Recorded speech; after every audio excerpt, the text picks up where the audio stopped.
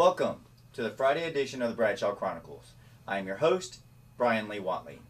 Tonight's special guest is Bryan Hayden. Bryan has been living with heart and lung disease for over 20 years. He has had his first heart attack and died at the age of 35. Bryan has been in hospice, has been told he only had weeks to live. He's been on and off a heart transplant list and battled death several times. Bryan's book, Death, Living to Talk About It, are his accounts of what he has been through and how his family and friends have provided him support for all these years. Bryan tells a story of what it really means to have hope and faith, and that no matter what you are facing in life, remember to never give up. Because as he likes to say, there are no expiration dates on people, and there is always hope. Our musical guest tonight is country music singer Joey Glenn. So please sit back, relax, and enjoy the Friday edition. Mr. Bryan M. Hayden. How are you doing, Bryan? I'm well, Bryan. Thank you for having me. From reading this book, Death, Living to Talk About It, it's really inspirational. And I'm going to be honest with you, it was a little hard for me to get through because I've had a couple of issues with my family. Most of my family are gone, unfortunately. And, you know, they all went because of some kind of medical accident, not necessarily, you know, got run over by a bus or anything. I'm sorry for those who have, but for you going through this and surviving it, it's pretty, I mean, it's awe-inspiring. It's motivating, to be honest with you. Your book is very, very well written. It's almost as if I was sitting in your living room talking to you, and you were just telling me the story. And I noticed a part of your section in your book where it said Publish America, I think, who published your book, left it exactly as you wrote it. And it's so easy to read and get through. It's so easy to read and get through in terms of writing, but the emotional impact that it has on you just keeps you wanting to read more and more and more when it's not, you know, kind of tugging at my heart and things like that. But as far as an awe-inspiring story, you've gone through so much. If you don't mind, let's list out a couple of issues that you have. So just for everybody to know where you're coming from, you've had a heart attack. You've got some I believe it's lung cancer issues. There's going to be possible issues with liver, diabetes, other things that have happened. And these aren't small things. This isn't like bumping your knee. This is something that that really just changes your life. And your first heart attack was how old? How old were you when you first had your heart attack? I was 35 years old, and it was just 3 months after I'd had a physical declaring me to be healthy.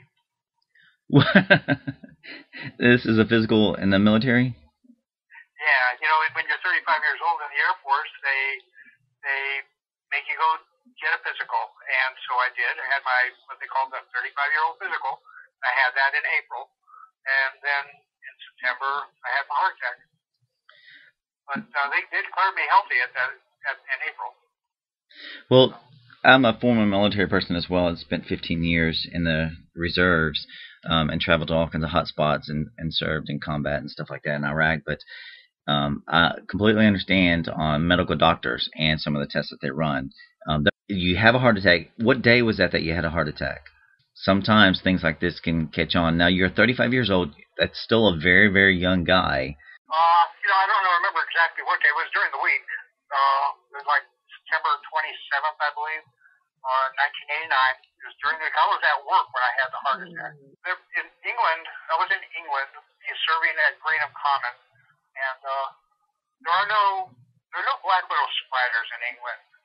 And part of the mission that we had was a bomb renovation plant that was in England, and they noticed black widow spiders coming in on the casings from southwest United States. So I was scrambling around trying to quarantine some ships, which was not an easy task. I was on the phone to headquarters in Ramstein Air Force Base. 3 or 4 times I was running back and forth to the bomb renovation plant. We finally got the stuff under control, and they called me up and told me I needed a random urine test. So I had to run over and get a random urine test, get one I could over there. And then when I was walking back to my office from that test, I started getting out of breath. And the more I walked, the harder it started hurting. My chest was hurting. I got about 100 feet or so from my office, and I knew I was in real trouble. I didn't know what I was going to do. I managed to get to my into the building. I walked up a flight of stairs, and by then I knew there were some real problems going on here. I mean, my chest was crushing.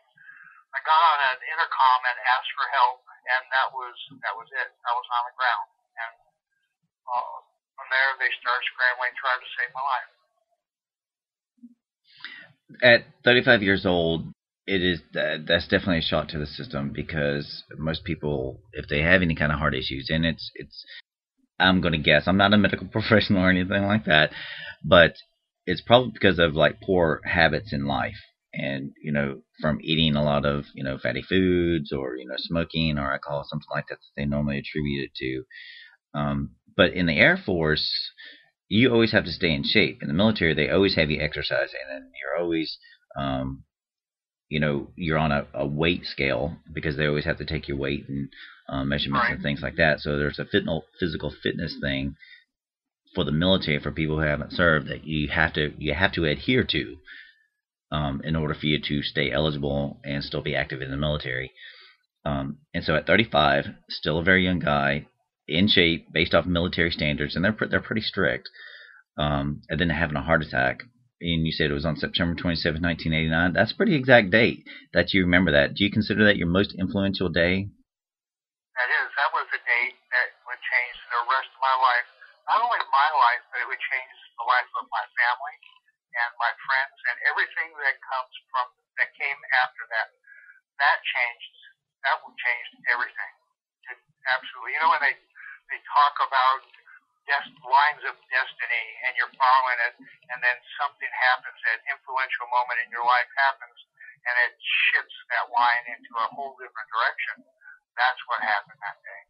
I know this is going to sound odd, but do you believe it's one of those things that was meant to happen in order for you to see a different perspective on life? Yes, and if you allow me to explain why. Yes, that's an excellent question. At the very beginning of the book, I started out by sharing that story about me being 35 years old and dying. And then I stopped and said, wait a minute, I'm 35 years old and I'm having a heart attack that's going to kill me. What caused me to be in this position? And so the beginning of the book turned from talking about the heart attack to doing a kind of an introspective look to see what the heck I did in my life put me into this position. And so I looked at my childhood, and we talked about when I was 4 years old, walking around with little incense things, pretending they were cigarettes, or asking my grandfather for a shot, taste of the wine when we were at the table. And I took a real close and hard look at my behavior and what I did to put myself in that position. Turns out I smoked too much, I drank too much, and I worked too much. All of the above, and that's not a good formula for survival. And you definitely think that it was attributed to those factors? I've no doubt that when you're smoking 2-3 packs a day and you're drinking a case of beer a day, throw in some whiskey with it, and you're working 12-14 hours a day, 6, sometimes 7 days a week, and you're separated from your family because I'm on a remote tour. It wasn't actually a remote tour, but it was on my family stayed back in the States, and I was there by myself. So when you do all these things and put them all together and have a really stressful job, those kind of things, I was setting myself up for a heart attack. I have no doubt that I'd set myself up. And the hard part was that even after I had my heart attack, I never stopped really smoking or drinking all the way up till just a few years ago. And when I was, we're bouncing all around here, but it took going into hospice, and you know what hospice is, right? We need to clarify that. Yeah, you can. My mother passed away when I got back from Iraq, and she had to go into hospice. My brother died instantly, but If you can explain that a little bit about what hospice is for everybody. For those of you that aren't familiar with hospice, hospice is a place we put people that are expected to die. It gives them a sense of dignity and care and pain-free environment to allow them to pass as pleasantly as possible and as pain-free as possible. And I was in hospice for 3 weeks expecting to die. That was just this past 2007. And it wasn't until I got out of hospice and realized I wasn't going to die, which, well, that I was able to get rid of cigarettes, that I was able to put other things in my life into perspective and to become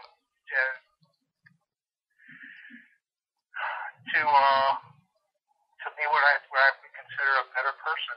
It took dying in 1989. And it took abusing my body with cigarettes and alcohol beyond 1989, all the way up to they told me I could not have a heart transplant and that I was going to die. That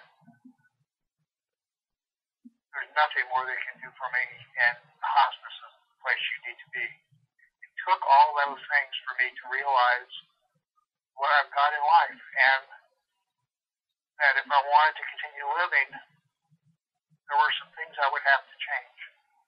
But now, at this point, I feel like I'm a better father, I'm a better husband, a better friend than I ever was back before 2007. My mother, unfortunately, was a smoker, and she had come up. I think she smoked pretty strongly for 20, 25 years, and then the day that she decided to stop, this is back in, I think it was around, oddly enough, the dates for your heart attack and when my mother stopped smoking, she stopped somewhere around 1989, 1990, and she quit cold turkey.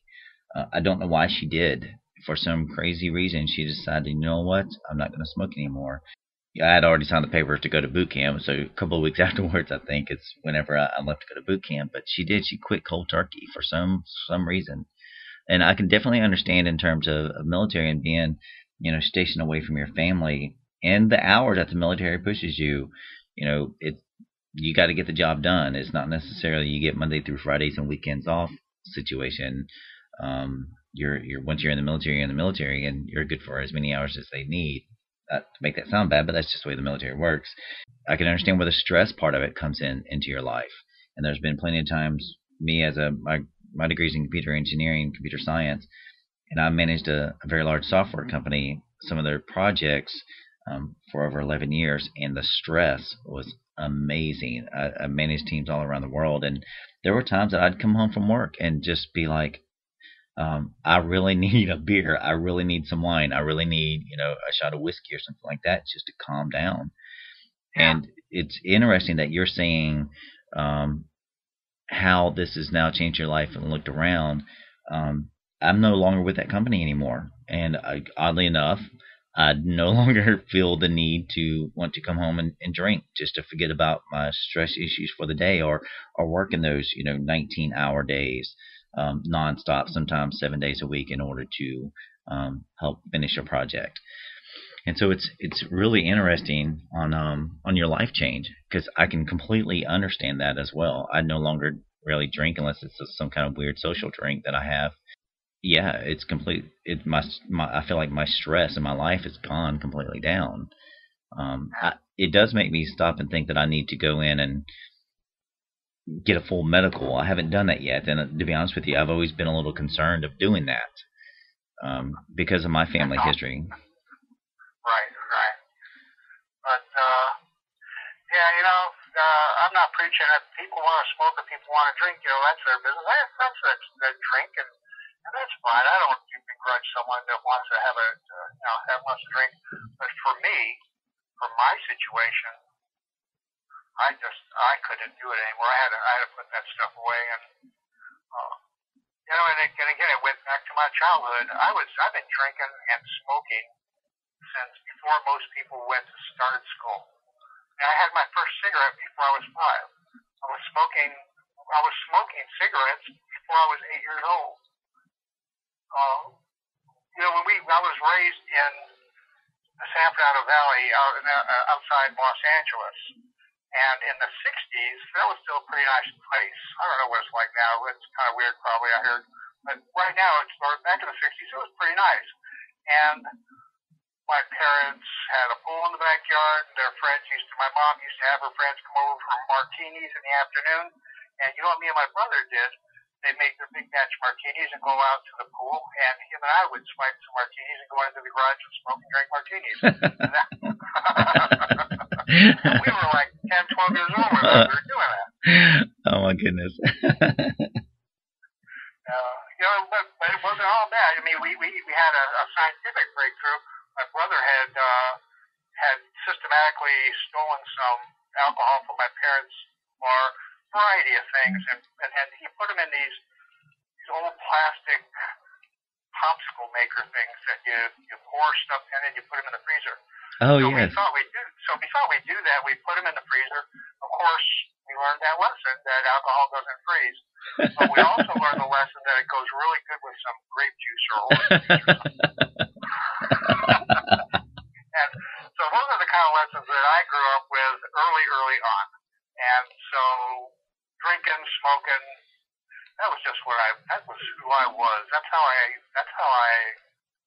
defined myself for many, many years. And it took that life-changing incident to get me to change the way I look at myself. The 10-year-old story. Now, I did sneak some, I know my mom's watching me right now from above, but sorry, Mom, but I did break into your liquor cabinet as I was a child, too. Many kids do that to some degree or not. My brother and I had sat it down to a science. Yeah, I noticed you used the word systematically. I was like, oh, cool. Yeah. Now, after you had your heart attack, you're being put on hospice, and you're told that there wasn't much longer for you to be able to live. How did that make you feel? Well, we were devastated. I mean, you understand that between my heart attack and being put on hospice was nearly a 20-year span. I had the heart attack in 1989. I didn't get put into hospice until 2007. Oh, wow. And before that, I went back to work almost not as usual. I had to work. I got out of the Air Force so quickly. I hadn't planned for life after the Air Force, so I scrambled around and got back to doing veterinary technician. That's kind of what I started off as in the military. Veterinary service, ran public health service in the Air Force, and so veterinary technician was really getting back to basics. And I did that for a little bit, but then having the leadership and management training in the military and in college, I quickly grew into running animal hospitals. And I did that for a lot of years, and until finally in 2004, 2005, my heart failure had gotten to such a degree that I could no longer work. At that point, I had to retire from everything. And I came back to San Antonio, and we took a run at trying to get a heart transplant. And that was actually 2006 where we tried to get the heart transplant. And that's when we discovered I had these bilateral pulmonary nodules, and my lung problems started showing up. By the way, I do not have lung cancer, but I've got really sick lungs from all the years of smoking. Okay. And the lung cancer part came in is that they couldn't rule out lung cancer back then. They did many biopsies, and they all came back inconclusive.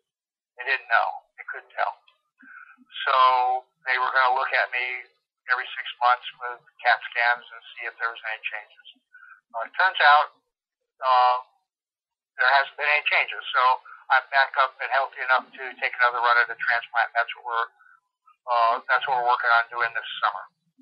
I've never had the opportunity to talk to somebody who's been on a waiting list for an organ, but I am a huge advocate for people to donate organs, whether it's by just natural death that they die, or whether they sign it on their driver's license. Say if I'm killed in some car accident or something like that, that they do donate their organs. Have you heard anything in terms of the list that you're on? I'm not actually on a list at this point. I'm just now reacquainting myself. I'm just now getting back into the system with the transplant hospital and the doctors. I haven't even had my first appointment with them yet, but that should be coming up pretty soon. But yeah, when I was on the transplant list, it was pretty exciting. I was only on it for a day. I was on it in the morning. They gave me my pager, and by the afternoon, they called me and told me that they had seen evidence of me smoking that were in my blood, and they suspended me from the list. The next day, he called and crushed us and told us that I was too sick to get a transplant. I think he used that as an excuse because he found that I had smoked. But that was, for that one day, that 6 hours I was on the transplant list, it was great. It was good. And whenever you found out that you weren't on the list anymore after that, can you tell me what went through your mind? Yeah, that was a deal breaker for me. It was it. We gathered my family together, my son and daughter and their families, sat around the dinner table and explained what had happened, and told them that that I probably really don't have much time to live. That my last lifeline had, I screwed up my last lifeline by having a cigarette, and that was it. And about a week later, I found myself in the hospital again for failure issues. And before I left, the doctors and my wife and my family, we all had a big meeting and said, well, there's really nothing left to do. Time to put him in hospice. And from there, I went into hospice. It was over. They gave me all the drugs, and they basically put my mind to sleep, and that was it. What kind of drugs did they put you on? Good ones. Hey, where are you going to get drugs? Get the best. I had morphine pills. I had morphine liquid droppers that my wife put in my mouth. I was on Oxycontin, Xanax, and some other sleeping pills and some other things. But at the very least, morphine, Oxycontin, and Xanax, plus some other fun stuff. So yeah, that was when you start to get on that stuff, it pretty much put your brain to sleep, and you're done. When I started writing the book, I got to the part where I was in hospice, and I had written that I was in hospice for 2 or 3 days, and when my wife started reading some of the notes that I had written, she said, "Oh no, it wasn't 2 or 3 days; it was 3 weeks." I had no idea I was in hospice for 3 weeks. In fact, my wife is one that saved me from hospice. Had she not done what she did, eventually the morphine would have suppressed my respiratory system to the point where I would have died. But she got fed up with me being drugged up. I mean, I couldn't enjoy my grandkids. I couldn't spend any quality time with my family because I was drugged up. So she took all the drugs, packed them up, packed me up in my wheelchair, took me back to the doctor and said, "You don't want to do this anymore." And over the next couple of weeks, I started coming out of my drug-induced fog. And Thanksgiving came by, and I was still alive. Christmas came by, and we celebrated as if this was probably going to be my last Christmas. That was 2007. In 2008, I'm still alive. I'm not quite sure why, but everybody, even the doctors, are telling me I'm still expected to die. They don't know why I'm still hanging around. In the book, you'll see that we took a trip up to Lake Texoma. There's some pictures of us on a boat up there. And that was the first time I'd come out of the house since being in hospice, and it was so refreshing. It was like a rebirth for me. We went up there with some friends of ours, and just sitting out on the boat. I couldn't drive the boat. I still was way too weak to do that. I just stayed there as a passenger. It was a great big sailboat yacht kind of thing. Nice. And it was just great. And it was kind of like a rebirth for me. And every time we hit it, my birthday would come, and everybody would say, he's still alive. What's going on? And then next Christmas came by, Christmas 2008, and, this guy's still here. What's the deal? And it was right after that, in January of 2009, that I thought that, I'm probably not going to die. I need to change my way. And I threw away the cigarette. Well, I didn't throw away. I decided I was going to stop smoking. I got into some smoking cessation classes later that year. And I started writing my blog, which turned into the book.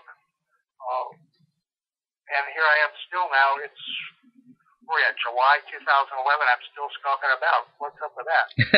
So if anybody can take anything from this book and from my experience, it's that you can go through hell and back. You can be sick as can be. The doctors can tell you you're going to die, but you know what? The bottom line is, there's no expiration dates tattooed to your butts. I hope I like that. Not tattooed. There's no expiration dates there. And so, regardless of what the doctors tell you, I'm not saying don't listen to your doctors. You must listen to your doctors. All I'm saying is keep an open mind for options. I mean, if I listened to the doctors every time they told me I was going to die, I've been dead 100 times over. But I'm still here. And I have no plans on dying, although I'm still very sick. So, go figure. Who knows what destiny has in store for us. You take day by day and see what comes your way and you deal with it, right? Exactly. And I like your statement about there's no expiration dates tattooed to our behinds, because I don't want to see best used by when on my body anywhere. Exactly. And I'm afraid that too many people hear that from doctors and then just completely give up. And when you give up, you die. Exactly. And I know it's hard to say don't listen to your doctors when he tells you you're going to die, but in my experience, that's exactly what happened. We didn't die. And so I'm glad we didn't listen to the doctors. It was just maybe 6 months ago, Brian, my wife and I were at an appointment with my cardiologist. I was having some heart problems, and he had suggested a particular drug to help fix this problem. This is a drug that had been offered me over the years, and we had turned down because the long-term side effects were worse than the ailment that it was going to fix. Give you liver disease, all these other kind of things. So I asked him, well, what about the long-term side effects of this drug? Isn't that a problem for us? And he said, Brian, we don't expect you to live another 3 years. So if I can find a drug that'll make you more comfortable now, we don't care about the long-term side effects. Imagine being told that by a doctor. Well, we didn't take the drug anyway because I'm still not planning on dying in 3 years. But, awesome. We'll see, but those are still the types of messages that we're getting.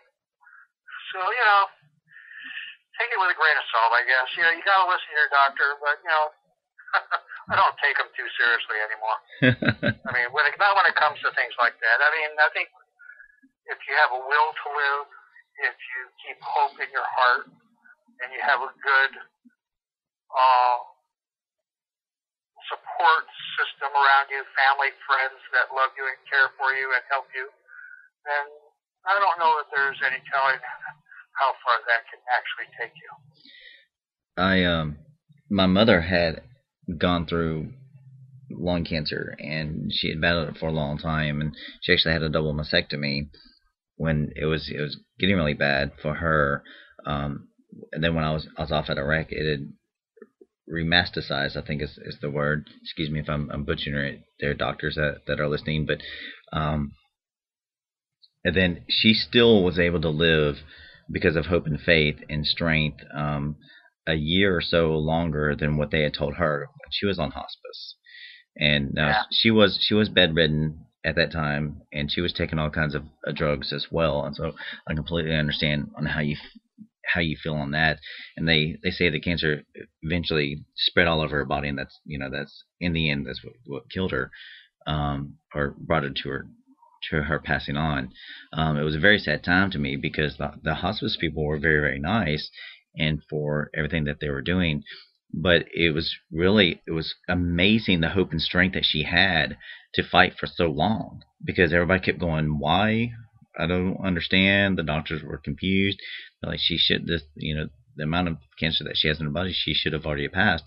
But she was so strong, and she fought it for as long as she could. And I think it's amazing the same kind of hope and faith that you have right now and the support system that you have to get you out there and still continue to live and fight for all the stuff that you want to do and experience in life.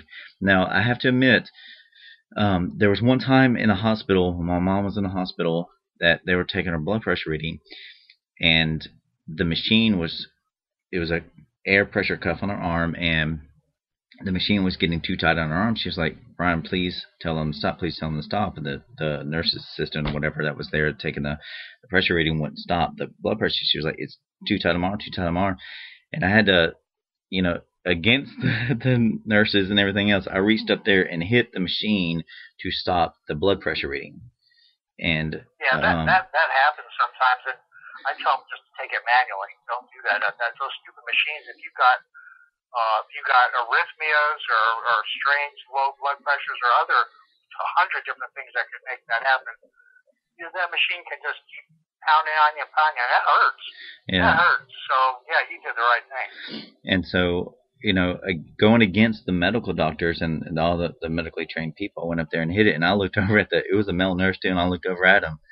And, at point, my mother was crying because she was hurting so bad. And then, this guy was trying to do his job, and I looked over at him, and I was almost at the point of like, what? You got something to say? I'm going to protect my mother. And, obviously it didn't boil down to that. He was like, okay, we'll try a different route. And, the same thing with your wife, Denise, if we can talk about her a little bit and her experiences for going through this and actually taking you out of hospice and off these drugs and going against what the doctors were saying. That takes a lot of courage to do. Denise has been a trooper for this. There was one incident that I had written in the book. Thank God for crazy wives. In my preparation for my heart transplant in 2007, they said that I was too deconditioned. My muscles had atrophied from lack of use, and they wanted me to kind of get a little better conditioned before they would proceed with a heart transplant. So we tried a variety of things, and nothing seemed to work. So the doctor suggested that I get put into a rehab facility for a while to see if that works. And so I went into a rehab facility. I walked into this rehab facility, and they started drugging me up. And I was 4 days or so into it, I was just drooling on myself, playing with balloons instead of trying to get ready for a heart transplant. And my wife went in there and got so mad at those people. She ripped them a new one and got me packed up and got me out of there. It was apparently really something to see. I was drugged up at the time, but I understand it was really a sight to see. But if you have people like that can protect you, and sometimes protecting us is what we need, then it can make all the difference in the world. Denise has been that person for me. And it sounds like from the time that you're actually coming out of hospice, coming off the drugs, that took a while, but the experiences for you to see as you come out of that drug-induced coma, per se, and start seeing life again without the drugs in your system, did you experience much pain at all, or as you were like going to the boats or going out to spend time with family and friends, was your body still in pain even though you were coming out of the drugs, or was it something different? It was the same that I was getting the drugs for was mostly lung related. I was getting pleurisy and pleural effusion. There's a sac that surrounds your lungs, and that sac is filled. Between the sac and your lungs is a fluid. If the fluid builds up in there and it gets infected, and then it becomes quite painful. And that's what was happening to me over and over again, from lack of exercise, from lack of moving around, from lots of different things, I think. And so between the chest pain from the heart, the chest pain from the lungs, those still were with me even after I got off the medicine. But I was willing to just kind of grit my teeth and work through it. I wasn't going to get drugged up again. Yeah, that's what I was going to say. My father passed away when I was a young child, and I believe he was going through lung cancer. But I remember him screaming about the pain, and he didn't necessarily want to. I think I was like 6 or 7, and I clearly remember him just screaming so bad because it was hurting. But he didn't want to take any of the medicines either. And I won't do it again. If it gets to the point where I need to be back at hospice, I'm going to do it without drugs. Take care of me, help me what you got to do, but I want to be awake and able to interact with my family and friends on the last days of my life. I don't want to be in a drug-induced stupor and not even have a chance to say goodbye or give them a kiss on the cheek. Now, for Denise, did she ever, obviously because you're still alive, she never regretted it, but does she think that she would have done anything differently? No, I don't think she would have done anything differently, but I definitely tested her. I wish she was around here now. You could talk to her about it. When she was taking care of somebody like me for this long a time, always expecting me to die, taking me to emergency room visits all the time, seeing me in the hospital all the time, you'd think that at some point you gotta wish that this would all just be over. I mean, even though I know that she didn't want me to die, it's too hard. It's so hard for the family that's taking care of you, that's going through this. I think it's harder for them than it is for me. No, I don't know. I don't want to put words in her mouth, but I would, we talked a little bit about this sometimes, and so I know sometimes she's exasperated by this whole ordeal, and it seems to it's a never-ending trial for her. But she's like I said before, she's a trooper, and she's my rock. That's awesome. I love that. She's your rock. I'm getting some pretty good quotes out of you. There's no expiration date, and your wife's rock. That's pretty cool. So your book, Death. If you know nothing else about the book, then that's what you need to take away. Your book, Death, Living to Talk About It. You do have several sections in here about another one. Thank God for Denise. And you're right. From reading these chapters and the sections in your book, she really has stood by you through a lot of stuff. And y'all have been together for what, 36 years? Well, actually, in just a couple of weeks, it'll be 37 years. August 24th, we'll be married 37 years. Well, happy early anniversary. Thank you. So what are you getting her? Don't tell it on radio. She might hear it. I'm not getting her. I'm getting her a defibrillator. We're just going to take a little trip up to Austin, spend a few days kicking around Austin. Very nice. So I didn't want to. That's what I was saying. The thing is that what's amazing about Denise is that after 1989, when I continued to drink and smoke, she stuck by me. I mean, I was smoking and drinking and going to the hospital because the smoking and drinking was not good for me, and I was already had a sick heart. Yet she continued to stick by me. I think most people would have probably smacked me in the head and told me to get lost. If you don't want to take care of yourself, I'm not going to take care of you either. I know I really angered my son. My son's 36 years old, and for a long time, he watched his sick father, continue to drink and smoke by having these heart problems, and I know it angered him a great deal. Going through all these experiences, was there at one point, I think I read somewhere in your book, that you actually passed away for a brief second? Yeah, it was. On more than one occasion, actually. The first time when I first had my heart attack, they had got me to the emergency room at the British Hospital, and they slid me on the exam room, on the exam table. And I remember hearing the nurse tell me, "Okay, I'm going to give you something, and the pain's going to be gone." And she gave me something, and yeah, she was right. The pain was gone, but so was my heartbeat. I had died right there on the table.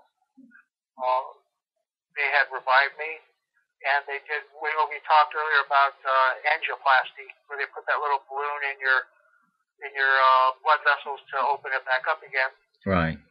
The artery that occluded for me was called the left anterior descending artery. And when it occludes, the common phrase that medical people say, it's called a widowmaker lesion, because it's one of the primary arteries in your heart. And usually, oftentimes when people have that problem, they'll die. And I did, but they resuscitated me, and they went to go do an angioplasty.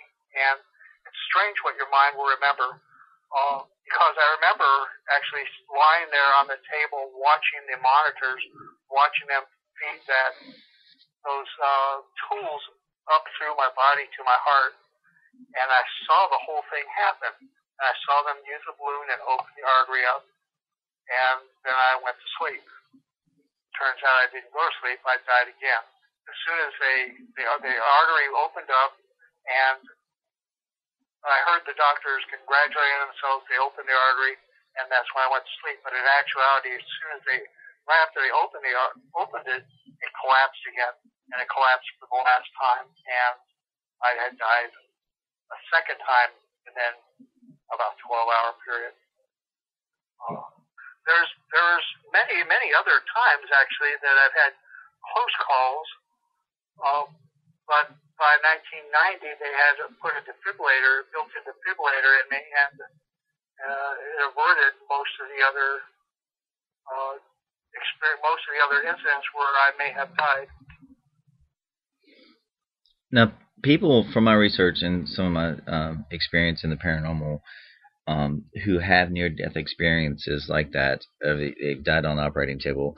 I've heard about stories like what you just mentioned, where they actually, as if they're floating above their body and they're looking down onto the table and they're seeing everything that's going on. One case that I remember reading about and researching about was this gentleman who clearly described everything in the operating room, even up to the specifics where this doctor, he had asked afterwards, he says, "Why was the doctor acting like a chicken in the operating room?" And he said, the other doctor's nurse said, "I'm not sure what you mean, acting like a chicken." And he says, "Well, he had his arms, flapping." And they thought about, then they said, "Oh, that's Dr. So-and-so. What he does is to protect his hands, he'll put his hands up underneath his arms and point with his elbows." And the patient didn't know that, and so it just looked like the guy was flapping around like a chicken. And but the doctor's actually instructing the other doctors on what to do, and the nurses what to do by pointing with his elbows. And there's no other way he could have known that without having that near-death experience and seeing it. And so the doctors had to believe, they were like, that's the only possible explanation for why he would have saw something that specific about that particular operating room and that particular doctor scenario. And sometimes I hear about people who pass over doing an NDE. They see people or they experience other things. Is there anything that you can remember? Yeah, there was two incidents where that happened for me. One time, probably several months before I went into hospice, I had an episode of pleurisy and pleural effusion combined with a heart failure exacerbation. So I was in the ICU for about a week. I was very, very sick, and they got me home, and I was on a special breathing assist device, and I was still very, very sick, but I was at home. And I remember one evening, my grandmothers, both of my grandmothers, coming to see me. Both of my grandmothers had been dead for a number of years, and I was drugged up for the pain. But I just know that it was them. They were there reassuring me everything would be all right, and they hung around me for what seemed like several days until I started getting better. A few months later, when I was in hospice, one of those grandmothers came back, I believe, and stayed with me for, I don't know how long. Time had no meaning for me when I was in hospice, apparently. But she was with me, again, assuring me that everything would be all right. So, and I know it sounds weird, but I truly believe that happened to me. I believe it with all my heart. With having hope and faith, and I keep saying those words again because it kept coming out in your book, and it's coming out as I talked to you about it, for going through this for so long. What are some of the things that you'd like to encourage people with going through something, I hate to say similar, because everything you've gone through, I'd hate to hear that somebody else is going through the same thing, but, for people who are going through hard times like that? If someone's struggling with a chronic illness, a serious chronic illness, my heart goes out to them. It's hard. It's hard. You got to continue. You got to find a way to grab something that will give you some strength. Find someone or something that will help you keep a positive attitude. That's not always an easy thing to do. For me, it was a bad experience that we had just happened to come out of and make me and give me the hope that I'm going to need to persevere from that point forward. Coming out of hospice for me was a turning point in my life.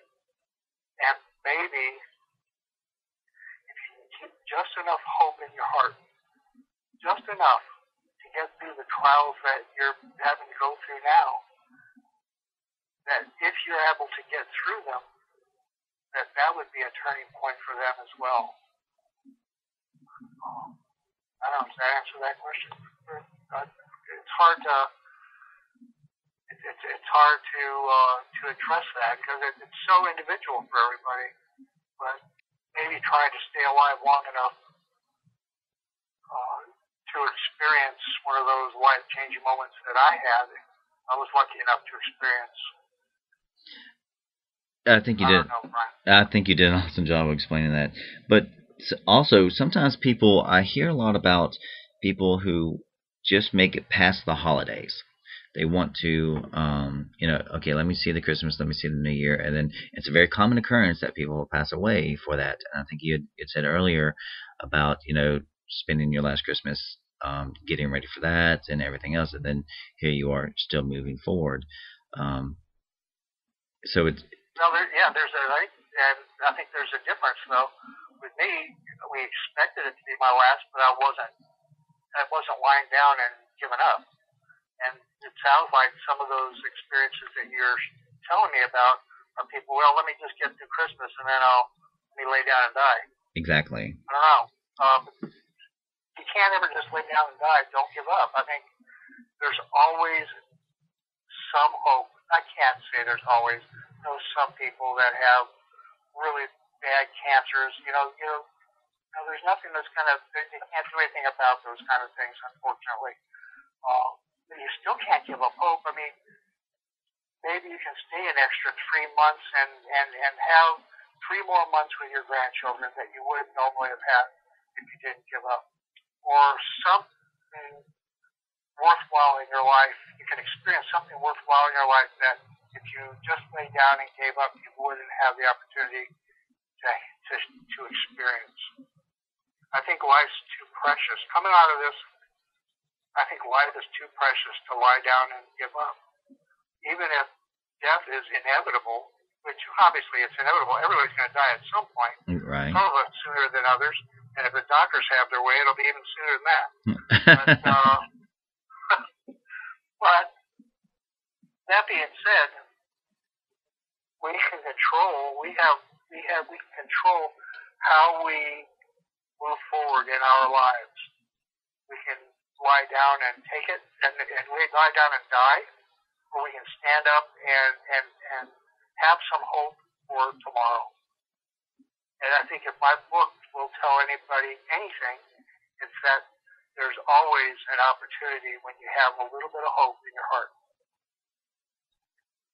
I agree. And that was something that always struck me is, why would somebody just wait till after the holidays or wait till after the new year to make it? Why not say, okay, well, the next 3 holidays or the next 5 holidays or the next 5 years or something? I could not understand when you mention, giving up and, just laying down to die. I can't fathom that. Why wouldn't somebody have that hope and that faith in order to fight like you did? And you're right, we'll all pass away at some time, unfortunately, some sooner than others, but don't give up. Don't lose that hope. Don't lose that faith. Keep fighting for the reasons, for whatever makes you strong and whatever strives you to move forward. Life itself is a precious gift that we all need to cherish and not necessarily throw it away. Not just lay down and say, I'm going to stare at these 4 walls and the ceiling. Wow. Yeah, that's true, Brian. I believe I agree with everything you said. The thing is, though, I've spent a lot of time in waiting rooms over the years, and I've met a lot of very sick people. And these very sick people have been hurting for a long, long time. Their quality of life is terrible. Maybe their support system isn't as good as what I enjoy. For lots of different reasons, these people may not have the strength or the endurance or the will, for that matter, or the support group, or lots of different things to make them want to continue to live. And I certainly am not going to preach to somebody on how they should live or not live their lives. Everybody's circumstance is different. All I'm trying to do is offer my experience and what I was able to achieve in my life, and maybe that my experiences can help somebody else. That's an excellent point about their support systems and for where they are in their moment. Yeah, I agree with you as well on that. But in terms of people just easily giving up, that's at the very beginning. For them not to do that, for them to still continue on. Now, for people who do continue to suffer, I know my mother suffered for a very long time. My father suffered for as long as he could as well. And we stood by them. And you mentioned your support staff as well, your support group, your family and friends. That's key to have. And I hope for everybody who's out there listening realizes that if you have a family member or you have a friend who's going through, very hard times, medical conditions, or really in essence otherwise, because, stress and job factors and everything else affects people in so many different ways and can cause so many unseen illnesses. Be a friend, be a support system for somebody. Suicide is also another reason why people pass away, because of job stress and everything else. And, we need to watch out for them. So support systems aren't necessarily for people who have a bad medical condition, but they're just having hard times in life. And if you see somebody who's going through hard times, try to help them out. Try to get out there and show them that you care, and show them that you love them, and for why they need to continue on. Because I agree with you about that with the support systems. It's very, very important for people to go through this, to have that. And I remember going up to the hospital when my mom was in there, and she'd go in and out of hospitals constantly for different operations or different procedures. And different care. And I remember just walking by some of the rooms, and you would never see anybody in their rooms. It was always a sad feeling to me. And so I'd walk by and I'd say hello and how you doing, and stop and try to talk to them for a few minutes. But a lot of times you wouldn't see anybody with them, and it was so sad to me. So if you're, you know what? Yeah, that kind of reminds me. It's funny about support systems. They can have such an impact on your life. After the first couple of days after my heart attack, and I was in the coronary intensive care unit in England in a civilian English hospital, it was kind of like a bay with a bunch of beds in it. It wasn't individual rooms like you may be familiar with, but the camaraderie amongst all these guys that were in there, they had all had some kind of heart problem, and they're all telling you, okay, stop smoking, stop doing this, and they're all supporting each other and being friends with each other, making pacts that, okay, we're not going to smoke anymore. And you know what? 22 years later, I cannot remember a single one of their faces, and I cannot remember a single one of their names. But I remember the memory of them. I remember them as a group, as a support system for someone just emerging from a serious heart attack. They were there for me, and I appreciate them, although I can't appreciate them personally. I don't know, you understand what I mean? yes. Does that make any sense? Oh, yes, definitely. The support group is appreciated, and I remember that. One of the things that I tried to do in my book was have, fessing up. We all know that I drank, and we all know that I smoked, and I did it for years, but I never publicly apologized to my family and friends for being an alcoholic and smoking all that time I smoked. And in my book, I did that. I apologized for all those years of being a neglectful father and being a drunken husband and putting myself in a position to be sick so that I can't enjoy my grandchildren like I would hope. That I couldn't enjoy my children as I hoped I could have.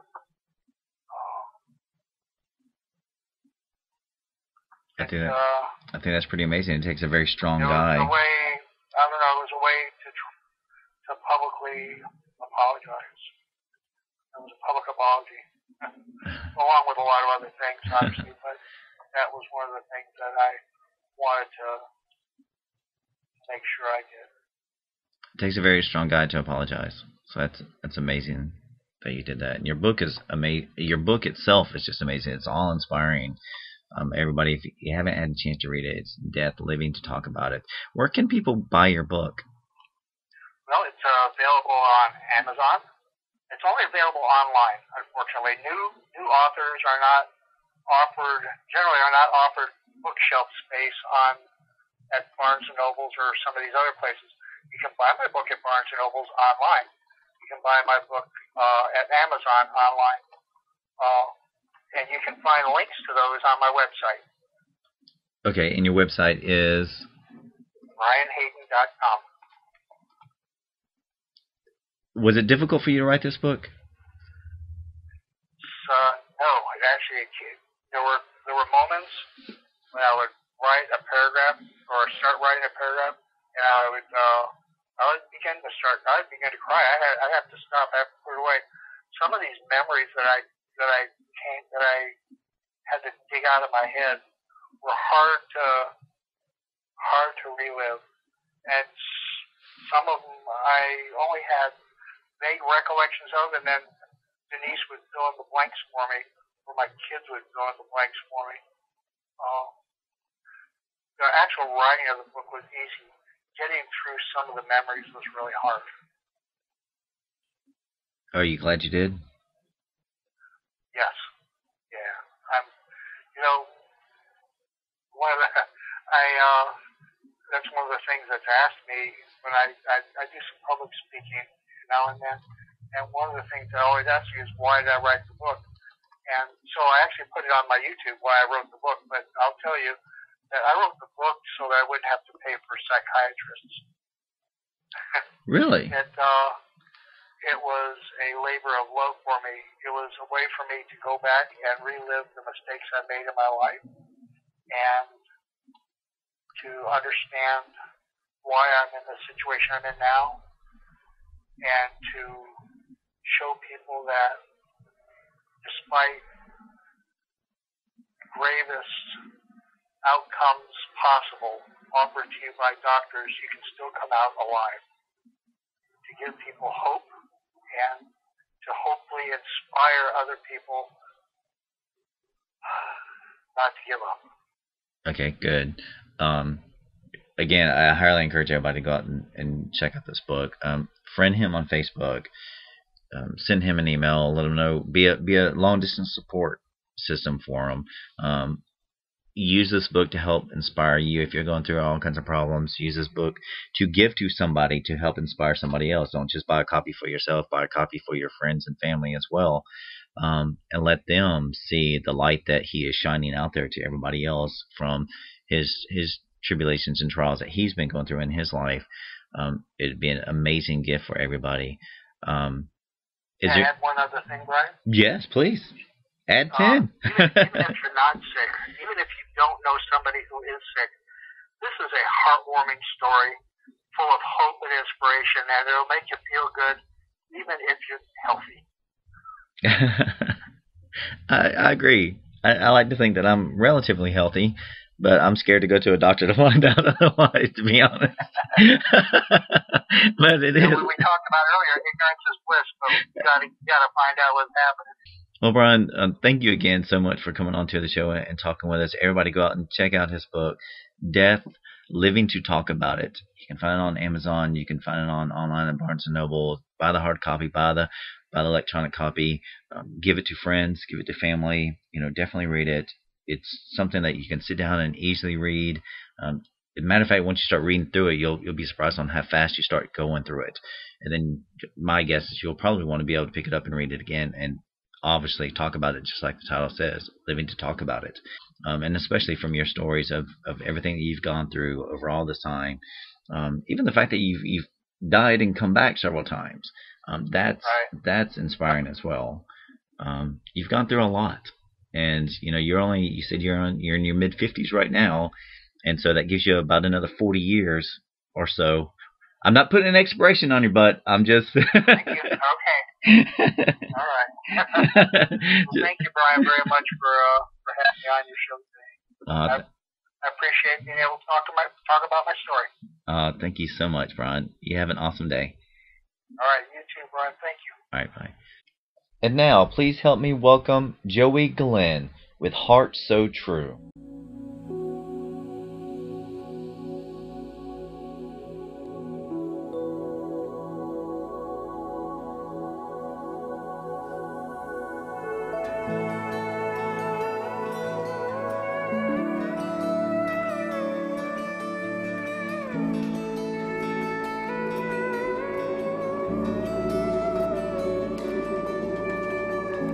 I wish I could give you everything you ever need, that I could live up to the beauty that you see in me. I hope I'll never let you down, but I promise you one thing: for as long as another songbird sings, there's a heart so true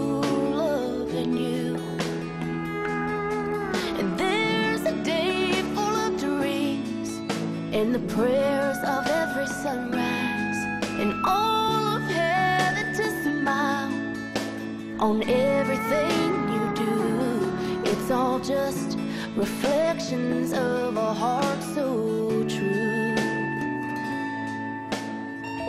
When I wake up beside you and you look at me with sleepy eyes, well, taking the moment and all the passion you feel inside. You touch me with emotion that I know can never lie. I will carry this vision till tonight. And there's a heart so true loving you. And there's a day full of dreams and the prayers of every sunrise, and all of heaven to smile on everything you do. It's all just reflections of a heart so true. I would travel with you every lonely place you've ever known. Fear has lost the battle, and you are safe, and we're home. It's time to feel the power of a river running strong. And now a heart so true loving you. And the day full of dreams and the prayers of every sunrise, and all of heaven to smile on everything you do. It's all just reflections of a heart so true. It's just reflections of a heart so true.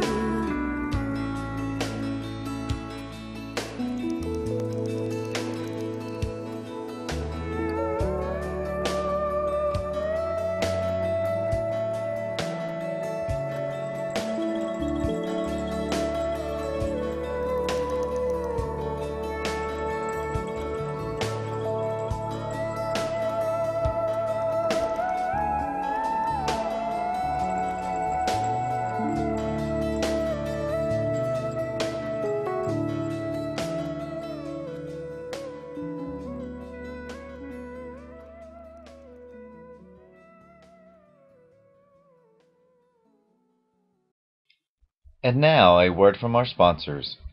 At Taylor Gifts, we do customized monogramming and embroidery. We can monogram anything from a simple one name on a bib for a baby to a customized logo on a company shirt. We can make gifts for your wedding entourage and gifts for your friends. Label your children's items for school and put names on jerseys for sports.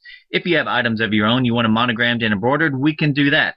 Tailor Gifts are sewn with high-quality thread on a professional embroidery machine. So go to the website www.tailorgifts.net, call 251-391-4354, email sales@tailorgifts.net, visit us at ETSY, and Facebook us. We are ready for your orders.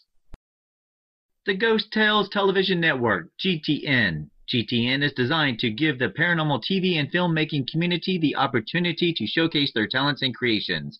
If you believe you have what it takes to create your very own TV show and or short film and you would like the opportunity to showcase your creations, you may contact us at ghosttellstv@gmail.com or call 901-377-7166 for more details. Make sure you visit ghosttellstv.com. GTN, America's Paranormal Superstation. Thank you for listening to the Friday edition of the Bradshaw Chronicles. I am your host, Bryan Lee Whatley, and I hope you have an amazing weekend. And I look forward to seeing you next Friday.